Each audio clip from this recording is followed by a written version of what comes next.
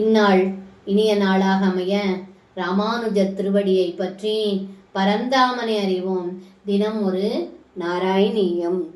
சத்ய பிரசாத ருஷிதான் விதிசங்கராதீன் கேஷித்விபோ நிஜகுணானுகுணம் பஜந்தஹ பிரஷ்டா பவந்தி பதகஷ்டமதீர்கதிருஷ்ட்யா ஸ்பஷ்டம் ப்ருகாசுர உதாகரணம் கிலாஸ்மின்.